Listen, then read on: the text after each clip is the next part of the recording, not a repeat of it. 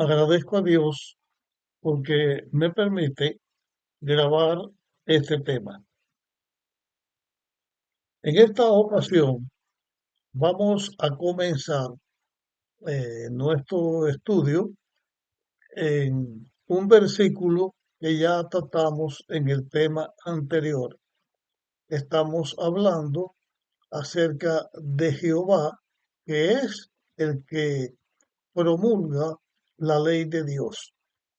Ese texto que vamos a eh, tratar en este momento está en el Evangelio de Juan, el capítulo 17, y vamos a leer del versículo 1 al versículo 3. Después de hablar estas cosas, Jesús levantó los ojos al cielo y oró diciendo: Padre, ha llegado la hora, glorifica a tu Hijo para que Él te glorifique a ti. Así como le diste poder sobre todo hombre, para que dé vida eterna a todos los que le diste, y esta es la vida eterna, que te conozcan a ti, el único Dios verdadero, y a Jesucristo, a quien tú has enviado.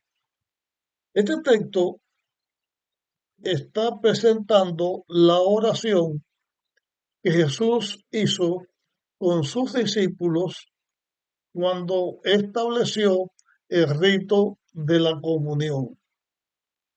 Y está en su oración reconociendo y diciendo, para que quedara registrado en las Escrituras, que antes de venir a la tierra para concretar el plan de la redención con lo que tiene que ver en el enfrentamiento contra Satanás, para vivir una vida obediente a Dios y para lograr el triunfo de la redención con la muerte y la resurrección de Jesús.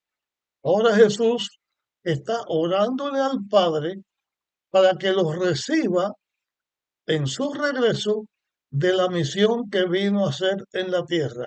Y aquí señala que antes de venir aquí, él tenía gloria de Dios, estaba con Dios en su reino, porque él también es Dios. Este texto está señalando una vez más que Jehová también es Jesús, porque es el Hijo de Dios que vino a dar su vida para rescatar al ser humano. Ahora vamos a leer también otro texto que está registrado en Primera de Corintios, capítulo 10 y versículo 4. Primera de Corintios, versículo 10, capítulo 10, versículo 4.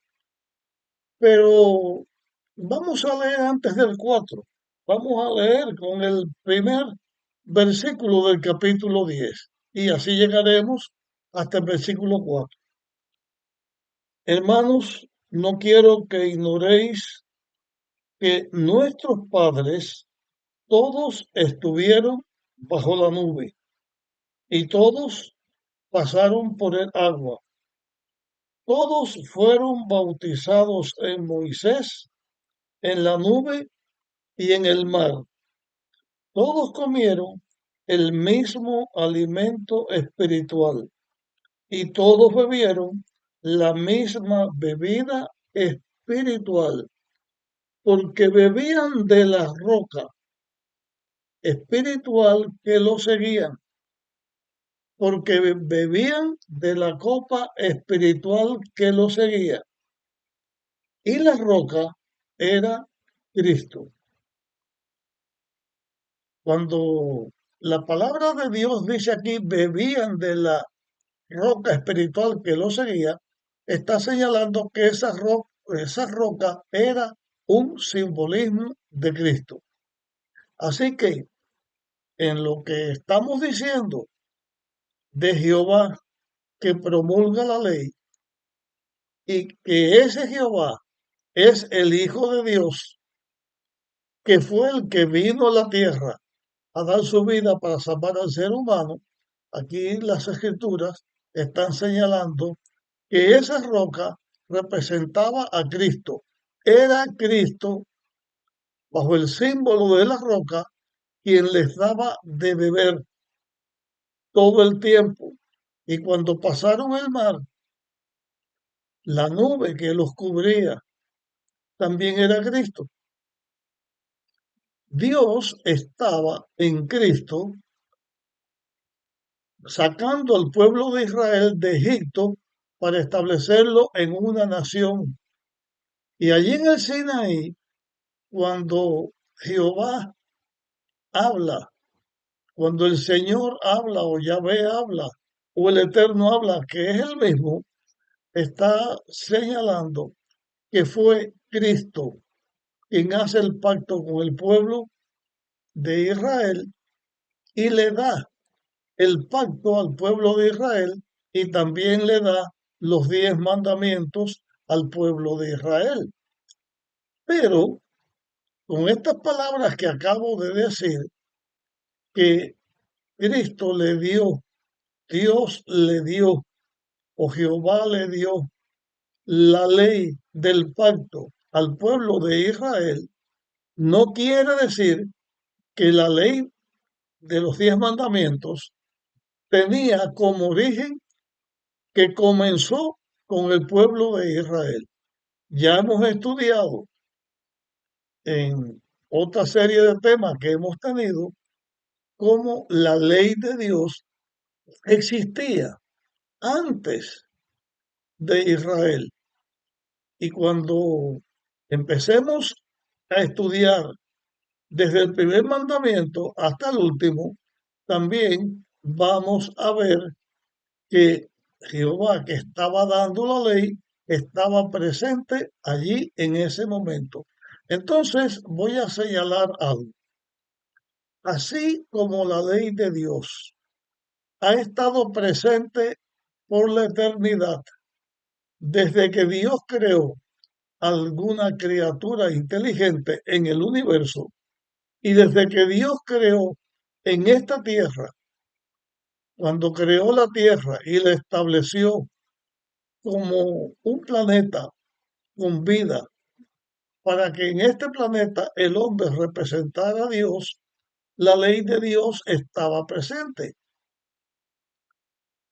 Y también la ley de Dios está presente hoy en el mundo. Y la ley de Dios estará presente por toda la eternidad.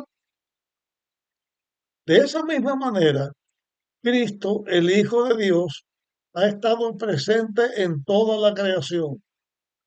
Cristo, el Hijo de Dios, estaba presente cuando el pueblo de Israel estaba recibiendo la ley y el pacto. Cristo estaba presente cuando vino el Hijo de Dios porque era Él mismo que viene a dar su vida por salvar al ser humano. Y los simbolismos que había o las cosas que representaban a Cristo era el mismo Cristo. Y el Hijo de Dios va a estar presente hasta el fin de la vida en esta tierra y va a estar presente cuando Dios haga otra vez cielos nuevos y tierra nueva y también va a estar presente por los siglos de la eternidad, porque Dios es eterno, tiene vida propia. Cristo es Jehová que vive por la vida innata en él, igual que el Padre que vive por la vida innata de él. Y toda la vida que existe en el universo, que ha existido o vaya a existir, siempre va a ser por la obra de Dios, que es el dador de la vida. Entonces, ahora vamos a leer también el, el libro o la epístola de Pablo a los colosenses. En los colosenses vamos a leer los versículos 13 al 18. Colosenses capítulo 1, versículos 13 al 18.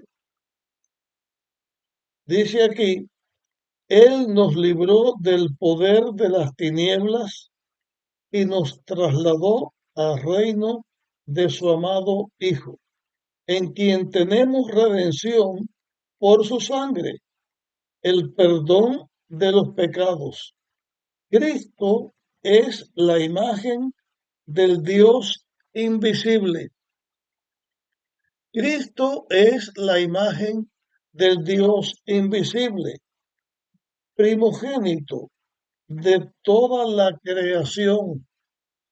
Por Él fueron creadas todas las cosas que están en los cielos y las que están en la tierra, visibles e invisibles, sean tronos, dominios, principados o autoridades. Todo fue creado por medio de Él y para Él, porque Cristo existía antes de todas las cosas y todas las cosas subsisten en Él. Esta lectura que hemos tenido aquí nos habla de Cristo en lo que he estado diciendo hasta aquí, que toda la creación fue hecha por Cristo. Él estaba desde antes y ahora Cristo viene a la tierra y está presente y logra la redención de la tierra.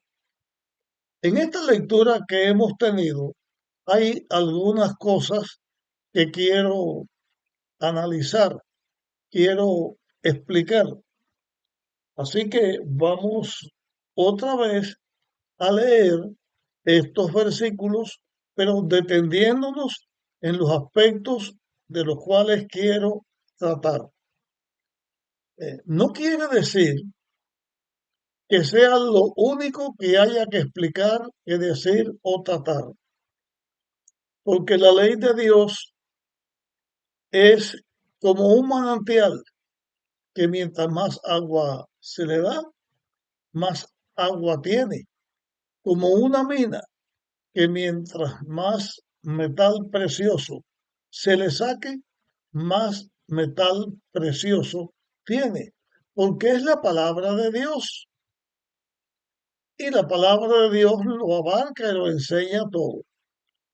Así que comenzamos otra vez desde el versículo 12, en este caso, dice, y con gozo deis gracias al Padre que nos hizo aptos para participar de la herencia de los santos en luz. Cómo Dios nos hace aptos para participar de la herencia de los santos en luz, nos hace aptos mediante el plan de la redención. Nos hace aptos a través de la obra de Jesús, su Hijo, a quien mandó a la tierra para lograr nuestra redención. Versículo 13, Él nos libró del poder de las tinieblas y nos trasladó al reino de su amado Hijo. Dios, mediante el plan de la redención, libera al ser humano que estaba esclavizado en las tinieblas del pecado. Cristo fue Dios nuestro Creador, que vino a la tierra para liberar a la tierra de la esclavitud del pecado. Como que el pecado produce la muerte y el pecado y la muerte es fruto, es parte del reino de Satanás, del reino de la oscuridad. Cristo nos libra de ese reino. Dios viene a la tierra y mediante el plan de la redención, Dios mediante Cristo, mediante su Hijo, que también es el creador, libra al ser humano, nos capacita para salir de las tinieblas y estar en la luz gloriosa, maravillosa de Dios. Es la verdad, el Dios de amor que triunfa contra el pecado y contra el mal. Sigo leyendo ahora el versículo 14, en quien tenemos redención por su sangre, el perdón de los pecados. En Cristo, los seres humanos tenemos redención por su sangre. Yendo otra vez al momento en que Dios hace el pacto con los israelitas, en toda aquella manifestación donde se dio a conocer la ley, el decálogo, la ley de Dios, que Dios la promulga con su boca, que la escribe en las tablas de piedra y la da al ser humano. Dios está haciendo un pacto mediante Cristo porque el mismo Cristo iba a venir a este mundo a lograr la redención por su sangre. Todas aquellas ovejas, todo lo que se hacía en el santuario representaba al plan de la redención. En el cielo estaba la realidad del santuario, la realidad del templo. Esa realidad es Dios salvando al ser humano. Es Dios, mediante el plan de la redención, salvando al ser humano. En la tierra se hace el santuario y se hace todos los reglamentos, todos los requisitos del santuario que estaban señalando que Cristo iba a venir para dar su vida para salvar a la humanidad. Todas estas cosas representaban a Cristo. Cuando Cristo llega a la tierra, o cuando Jesús llega a la tierra, es el Hijo de Dios que llega a la tierra y toma el cuerpo humano. Se hace Dios un ser humano 100%, un ser humano que físicamente estaba degradado porque Cristo no vino en la capacidad plena de Adán, porque Adán llegó cuando Dios lo creó y se enfrentó a Satanás recién creado por Dios, siendo él sin inclinación al pecado. Cristo vino después, mucho después, y cuando Cristo llegó, su humanidad, porque era humano 100%, era más débil, estaba más degradado por el pecado, y así Cristo se enfrenta a Satanás y él con su sangre logra nuestra redención. En esto que estamos diciendo, estamos señalando que no solamente era el Hijo de Dios, Jehová, el que estaba dando su ley, sino también el que estaba haciendo el pacto con el pueblo de Israel. Y Dios está presente porque Dios el Padre es el que lo dirige y el que lo guía todo. Así que hemos leído aquí en el versículo 14 que dice que en Cristo tenemos nuestra redención por su sangre y la redención de Cristo implica el perdón de los pecados. Se señala que la ley de Dios, mm, lo que exigía del pecador, Cristo lo pagó, ocupó nuestro lugar, murió por nosotros. Nuestra salvación, señalo una vez más aquí, que no tiene que ver porque nosotros hallamos o guardemos la ley de Dios, porque después de haber violado la ley de Dios estamos condenados a muerte.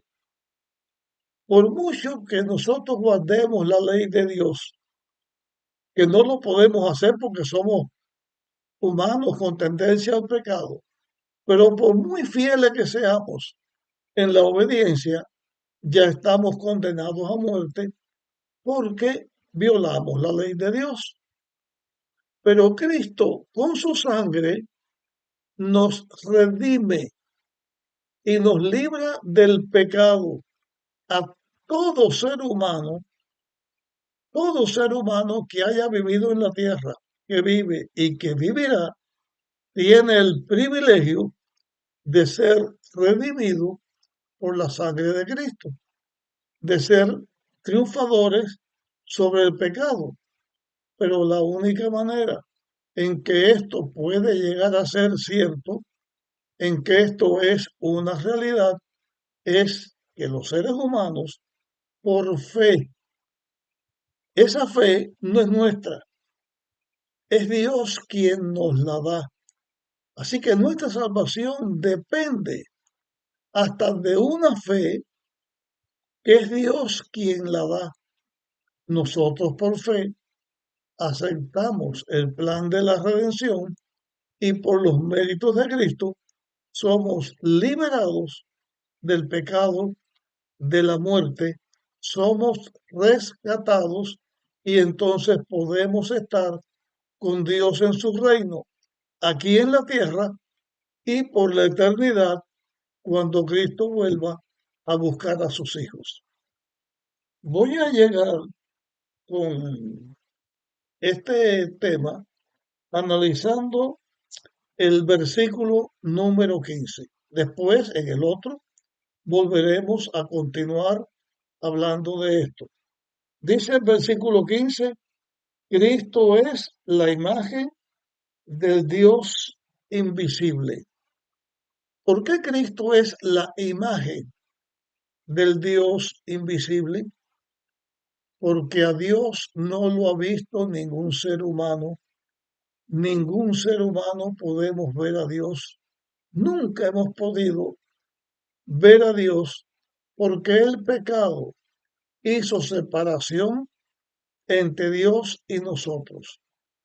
Los únicos seres humanos que pudieron ver a Dios fueron Adán y su esposa cuando estaban en el Edén y no había separación. Después, después que el pecado entró, el ser humano quedó separado de Dios. Y Cristo, cuando vino a la tierra, es la imagen de Dios, no en lo físico, porque el mismo Dios enseña en su palabra que no podemos comparar a Dios con nada que esté en la creación, ni con un hombre, ni una mujer, nada hay que nos enseñe cómo es Dios. Cristo es la imagen de Dios porque refleja su carácter, no porque sea en lo físico, sino es la imagen de Dios porque nos enseña su carácter, el primogénito de toda la creación. Esta palabra, primogénito de toda creación, no significa que Cristo fue un ser creado, sino que Cristo fue la causa primaria de todo lo creado. ¿Por qué fue la causa primaria? Porque fue creador junto con el Padre. Y cuando Dios decía en la creación, produzca la tierra, sea la luz, todo lo que, la voz que se escuchaba era Cristo el que estaba hablando allí. También en la Biblia se habla de Cristo como el primogénito de todos los muertos. Llegamos a este tema hasta aquí. Aquí mismo vamos a comenzar en el próximo tema. Comparte estos temas con otras personas para que también otras personas más tengan la oportunidad de escuchar lo que estamos enseñando. Deseo que Dios nos dé su bendición. Nos vemos en nuestra próxima grabación.